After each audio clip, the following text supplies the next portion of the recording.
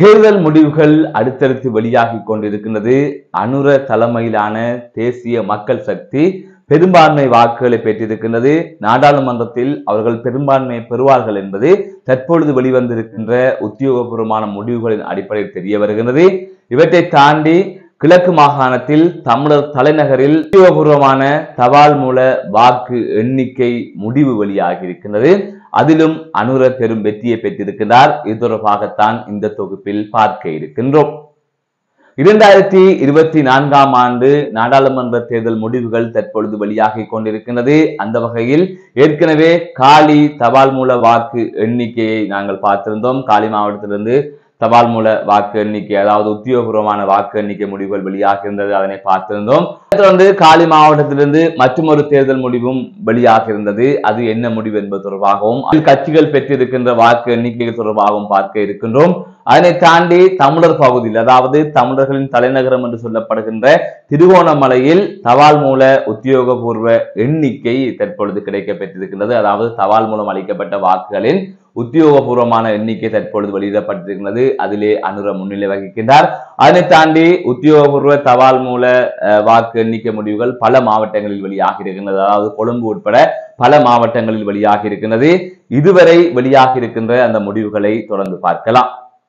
அதன் அடிப்படையில் காலி மாவட்டம் தேர்தல் தொகுதி முடிவுகளை பார்க்கலாம். அதாவது ஏற்கனவே தபால் மூல உத்தியோகபூர்வ முடிவை நாங்கள் காலி மாவட்டத்திலிருந்து பார்த்து விட்டோம். தற்பொழுது காலி மாவட்டம் தேர்தல் தொகுதி முடிவு வெளியாகி இருக்கின்றது. அதன் அடிப்படையில் தேசிய மக்கள் சக்தி 39,707 வாக்குகளை பெற்றிருக்கின்றது. ஐக்கிய மக்கள் கூட்டணி 9,410 வாக்குகளை பெற்றிருக்கின்றது.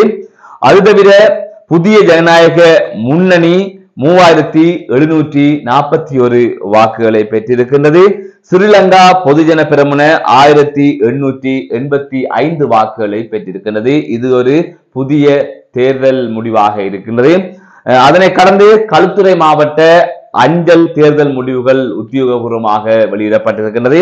அதன் அடிப்படையில் தேசிய மக்கள் சக்தி 29,076 வாக்குகளும், ஐக்கிய மக்கள் கூட்டணி அல்லது ஐக்கிய மக்கள் சக்தி 3,340 வாக்குகளையும், புதிய ஜனநாயக முன்னணி 1,913 வாக்குகளையும், ஸ்ரீலங்கா பொதுஜன பெரமுன 1,160 வாக்குகளையும் பெற்றிருக்கின்றது.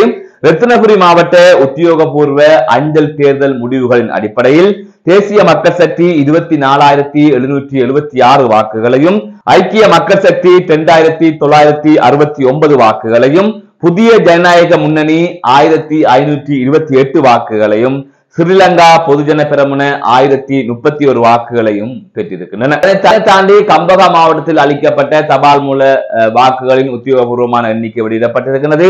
அதன் அடிப்படையில் தேசிய மக்கள் சக்தி 17,326 வாக்குகளையும், ஐக்கிய மக்கள் சக்தி 1,623 வாக்குகளையும், SLPP 1,293 வாக்குகளையும் பெற்றிருக்கின்றது.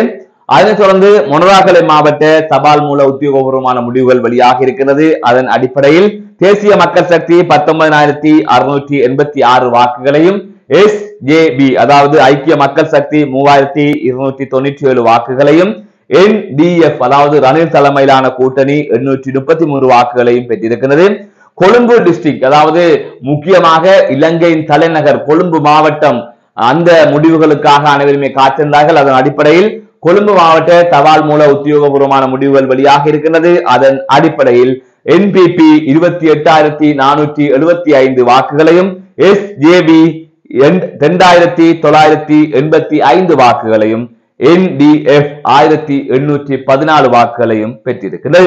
அதை தாண்டி பதுளை மாவட்டத்தின் அஞ்சல் மூல தேர்தல் முடிவுகள் வெளியாக இருக்கின்றது. இது உத்தியோகபூர்வமான முடிவுகள்.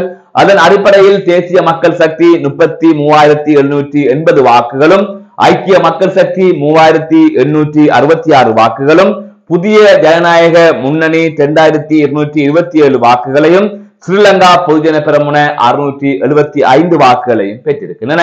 இதனை தாண்டி தற்பொழுதுதான் முக்கியமான விடயத்திற்கு வந்திருக்கின்றோம். திருகோணமலை மாவட்டத்தில் அஞ்சல் மூலம் அளிக்கப்பட்ட வாக்குகளின் உத்தியோகபூர்வ முடிவுகள் வெளியாக இருக்கின்றது.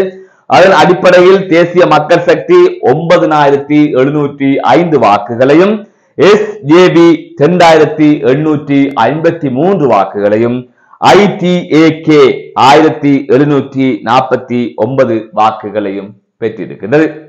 இதுதான் தற்பொழுது வந்திருக்கின்ற கள நிலவரமாக இருக்கின்றது. தொடர்ந்து இணைந்திருங்கள். அனைத்து முடிவுகளையும் உடனுக்குடன் வெளியிடுவதற்கு நாங்கள் தயாராக இருக்கின்றோம். மீண்டும் ஒரு காணொலியை சந்திக்கின்றேன். நான் நடராஜ் சரியகாந்தன்.